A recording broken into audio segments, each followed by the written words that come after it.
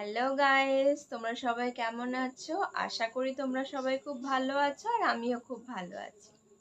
আজকে তোমাদের সামনে চলে এসেছি নতুন একটা ভিডিও নিয়ে।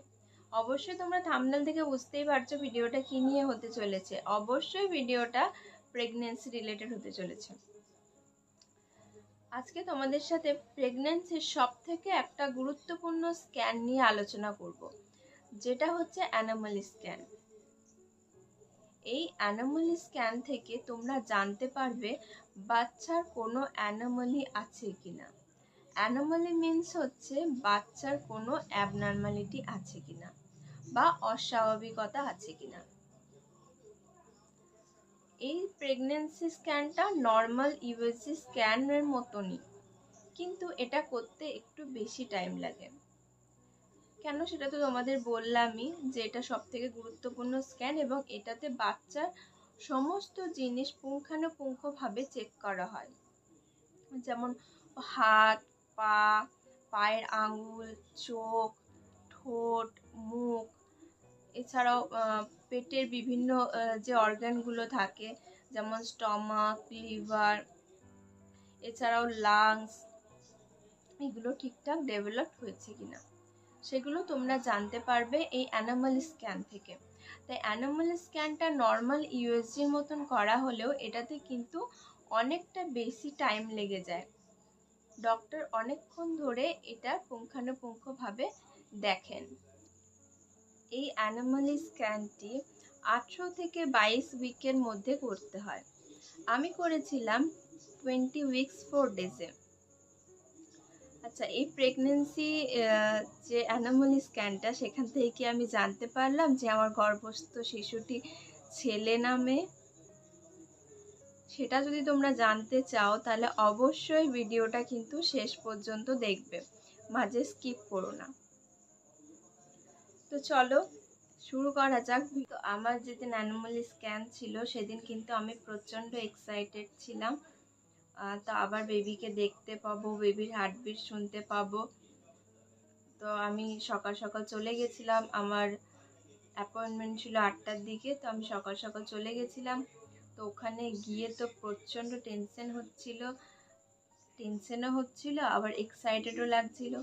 মানে দু রকম জিনিস হচ্ছে আমার একসাথে কাজ করছিল। একদিকে ভয় লাগছে আর একদিকে প্রচণ্ড এক্সাইটেড যে বেবির সব জিনিস দেখতে পাবো, হাত পা, এই নিয়ে আমার মনের মধ্যে একটা দোটানা চলছিল। তো যতক্ষণ না আমি ইউএসজি রুমে ঢুকেছি তার আগে পর্যন্ত কিন্তু আমার মনের ভিতরে একটা টেনশন কাজ করছিল। তো ডক্টর যখন আমাকে ডাকলেন ইউএসজি স্ক্যান করার জন্য, তো তখন আমি ভিতরে গেলাম। ভিতরে গিয়ে আমাকে বেডে শুতে বললেন, আমি বেডে শুলাম। তো বেডে শুয়ে যখন উনি যে ওই মাউসের মতন মেশিনটা আমার পেটে দিলেন, তো পেটে দেওয়ার পরে আমি আমার বেবির কে দেখতে পাচ্ছিলাম। আর আমি তো যে ডক্টরের কাছে করি সেই ডক্টর কিন্তু আমাকে প্রথম থেকে বেবির সমস্ত জিনিস দেখিয়েই করেন। তো আমি আগে যে ফার্স্ট ইউএসজি স্ক্যান করেছিলাম, তারপরে ওনার কাছেই আমি এনটি স্ক্যান করাই আর ওনার কাছে আমি অ্যানোমালি স্ক্যান করাই। তো উনি খুবই ভালো, উনি আমার বেবির প্রতিটা জিনিস আমাকে দেখিয়ে করেন। তো উনি স্ক্যান স্টার্ট করলেন। আমার স্ক্যানটা করতে মোটামুটি 30 মিনিটের মতন সময় লেগেছিল। তো প্রথমে যখন উনি স্ক্যানটা স্টার্ট করেন, উনি প্রথমেই আমাকে বেবির হাত দেখিয়েছিলেন। তো প্রথমেই বললেন, দেখো এটা তোমার বেবির হাত, হাতের আঙুলগুলো দেখে নাও 5টা আছে কিনা। তো এরকম করে উনি আমাকে সমস্ত কিছু দেখিয়ে করছিলেন। তারপর উনি যখন আমার বেবির ফেসটা আমাকে দেখালেন, তো বেবির ফেসটা দেখে আমি তো প্রচণ্ড এক্সাইটেড হয়ে গেছিলাম। তো উনি আমাকে বলছিলেন, দেখো তোমার বেবি হাসছে। তো এটা দেখে আমার খুবই ভালো লাগছিল। তো এইভাবে উনি প্রতিটা জিনিস কিন্তু আমাকে দেখিয়ে করছিলেন। তো যখন আমি বেবিকে দেখলাম তখন কিন্তু আমার আগে যে ভয়টা ছিল সেটা একদমই পুরোপুরি চলে গেছে। আর আমি বারবার ডাক্তারকে জিজ্ঞেস করছিলাম যে সব ঠিক আছে তো, বেবি ঠিক আছে তো। উনি বলছিলেন হ্যাঁ হ্যাঁ সব ঠিক আছে, এরকম করে আমাকে বলছিলেন। তো আমার খুব ভালো লাগছিল। তো চলো আজকে আমি তোমাদের সাথে তাহলে আমার রিপোর্টটা শেয়ার করি। এই দেখো, এটা হচ্ছে আমার ইউএসজি রিপোর্ট। ইউএসজি মিন্স অ্যানোমাল স্ক্যানের রিপোর্টটা। তো ওখানে আমি যখন আমার বেবির হার্টবিটটা শুনেছিলাম, তো হার্টবিটটা শুনে তো আমার প্রচণ্ড এক্সাইটেড ছিলাম আমি। তো চলো আমার রিপোর্টে কি কি এসছে তাহলে তোমাদের সাথে শেয়ার করি। তো আমার রিপোর্টে প্রথমেই যেটা ছিল, আমি তো আগের স্ক্যানেও বলেছিলাম যে আমার সিঙ্গেল অ্যাক্টিভ ফেটাস, মানে আমার একটি গর্ভস্থ সন্তান আছে।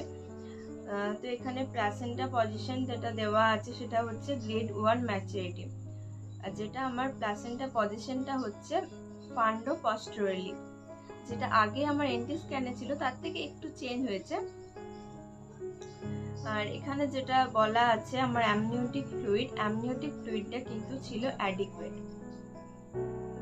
অ্যামনিওটিক ফ্লুইড তো আমি তোমাদের আগের ভিডিওতে বলেছিলাম, অ্যামনিওটিক ফ্লুইড হচ্ছে যেটার মধ্যে বাচ্চাটা থাকে। আর এখানে কিন্তু আমার যে এলএমপি ছিল সেটা থেকে যে আমি স্ক্যানটা যবে করেছিলাম, তো অ্যানোমাল স্ক্যানে যেগুলো ইম্পর্টেন্ট জিনিস যেগুলো দেখা হয়েছে সেগুলোর মধ্যে আমি বলছি যেটা ইম্পর্টেন্ট। যেটা এখানে দেখা হয়েছিল বায়োমেট্রিতে, যেটা হচ্ছে বিপিটি মানে হচ্ছে বাইপেরিয়েটাল ডায়ামিটার, মানে বেবির এখান থেকে এখানে অবধি যে ডায়ামিটারটা সেটা চেক করা হয়েছিল, যেটা আমার এসেছে 4.9 সেন্টিমিটার, যেটা করেসপন্ডিং জেস্টেশনাল ম্যাচুরিটি হচ্ছে 21 উইকস। এরপর দেখা হয়েছিল হেড সার্কামফারেন্স মানে বেবির এই যে গোটা মাথা যেটা আছে সেটার সার্কামফারেন্সটা দেখা হয়েছিল, মানে হচ্ছে পরিধিটা, মানে বেবির মাথার পরিধি যেটা আমার এসেছিল সেটা হচ্ছে 17.7 সেন্টিমিটার, যেটা হচ্ছে জেস্টেশনাল এজ এসেছিল 20 উইকস 2 ডেজ। এরপরে যেটা এসছে অ্যাবডোমিনাল সার্কামফারেন্স, মানে বেবির পেটের যে সার্কামফারেন্স সেটা এসেছিল, মানে পেটের পরিধিটা এসেছিল 14.9 সেন্টিমিটার, যেটার জেস্টেশনাল এজ ছিল 20 উইকস 2 ডেজ। তো ফিমার লেন্থ দেখা হয়েছিল, যেটা এসেছিল আমার 3.1 সেন্টিমিটার, যেটা জেস্টেশনাল এজ এসেছিল 19 উইকস 6 ডেজ। তো ফিমার লেন্থ মানে হচ্ছে যে বাচ্চার পায়ের যে হাড় আছে সেটার একটা লেন্থ এখানে দেওয়া হয়েছিল। আর যেটা অ্যানোমাল স্ক্যানে খুব ইম্পর্টেন্ট জিনিস, যেটা আমরা জানতে পারি অ্যানোমাল স্ক্যান থেকে, যে বাচ্চার গ্রোথ কতটা হয়েছে, মানে আমার বাচ্চার কতটা ওজন এখন রয়েছে।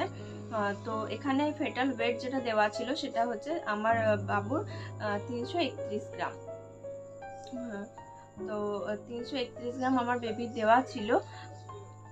তো 331 গ্রাম কিন্তু এটা অ্যাপ্রক্সিমেট। তো এরপর যেটা দেখা হয়েছিল, এখানে একটা ডপলার স্টাডি করা হয়।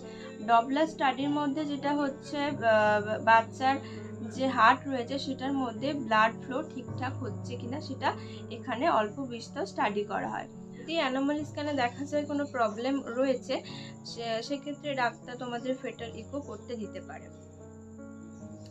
স্যার আমার বেবির যে ফেটাল হার্ট রেট ছিল সেটা হচ্ছে 145 বিটস পার মিনিট। এবার অ্যানোমাল স্ক্যানে আর কি কি জিনিস দেখা হয় সেগুলো তোমাদের সাথে শেয়ার করছি। যেটা হচ্ছে ফেটাল সার্ভের মধ্যে কি কি দেখা হয় দেখো, যেটা হচ্ছে ফোটাল ক্র্যানিও স্পাইনাল অ্যাক্সিস, এছাড়া ফোটাল ক্যালভেরিয়া, এগুলো দেখা হয়। এবার দেখা হয় ফোটাল ক্যানিয়ামের মধ্যে বিভিন্ন রকমের যে জিনিসগুলো রয়েছে, যেমন হচ্ছে calcification, lateral ventricles, cavum, septum, pellucidum, falx, choroid, plexus, এসব বিভিন্ন জিনিস দেখা হয়। এছাড়া রয়েছে মেন স্পাইনটা খুব ভালো করে চেক করা হয় যে স্পাইন নর্মাল আছে কিনা। এছাড়া স্যাক্রাম চেক করা হয়, নেক চেক করা হয়, ফেস চেক করা হয়, ফেসের মধ্যে নাজাল বোন, ফোরহেড, ম্যান্ডিবেল, অরবিটস এগুলো ঠিকঠাক আছে কিনা, থোরাক্স চেক করা হয়। হার্টটা খুব ভালো করে চেক করা হয় যে 4টা চেম্বার আছে কিনা হার্টের মধ্যে। তোমাদের তো বললাম ব্লাড ফ্লো চেক করা হয়, লাংস দেখা হয় ভালো করে, ডায়াফ্রাম দেখা হয়। এছাড়া অ্যাবডোমেনের যে বিভিন্ন পার্টসগুলো আছে, যেমন হচ্ছে stomach, liver, gall bladder, duodenum, kidney, এগুলো খুব ডিটেলসে দেখা হয়। এছাড়া রয়েছে bladder, bowel, mesentery, umbilicus, abdominal wall, এগুলো খুব ভালো করে চেক করা হয়। এছাড়াও মাস্কুলোস্কেলেটাল সিস্টেমের মধ্যে যেগুলো রয়েছে সেগুলো হচ্ছে লং বোনস অফ লিম্বস, এগুলো দেখা হয়, ফিট দেখা হয়, ফিঙ্গার দেখা হয়, মাস্কুলার সিস্টেম দেখা হয়, স্কিন দেখা হয়, স্কিনের ঠিকঠাক অ্যাপিয়ারেন্স আছে কিনা এগুলো সব দেখা হয়।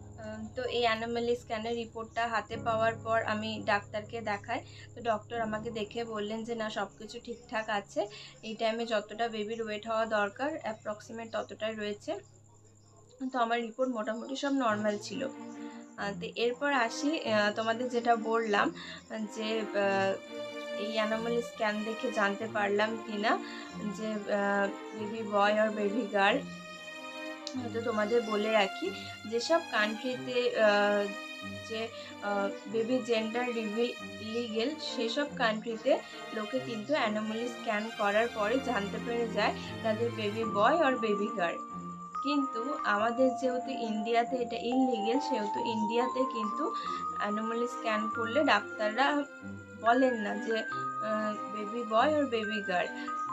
এই জন্য স্ক্যান করার আগে কিন্তু ওনারা একটা পেপারে সাইন করিয়ে নেন, এবং আমি ভিতরে গিয়েও কিন্তু কোনোভাবেই জিজ্ঞেস করতে পারবো না কি আমার বেবি অফ বয় আর বেবি গার্ল। কিন্তু যেসব কান্ট্রিতে এগুলো লিগেল, সেই সব কান্ট্রিতে ওরা অ্যানোমালি স্ক্যান করার পরে কিন্তু জানিয়ে দেয়, মানে অ্যানোমালি স্ক্যান করলে কিন্তু জেন্ডার বোঝা যায় কি আছে। যেহেতু ইন্ডিয়াতে ইললিগেল, সেহেতু ইন্ডিয়াতে এটা কোনোভাবেই জানা সম্ভব নয়। তো আমার এই ভিডিওটা যদি তোমাদের ভালো লাগে তাহলে অবশ্যই লাইক করে দিও, কমেন্ট করে দিও, অবশ্যই বন্ধুদের সাথে শেয়ার করো। তো আজকের মতো এইটুকুই, বাই।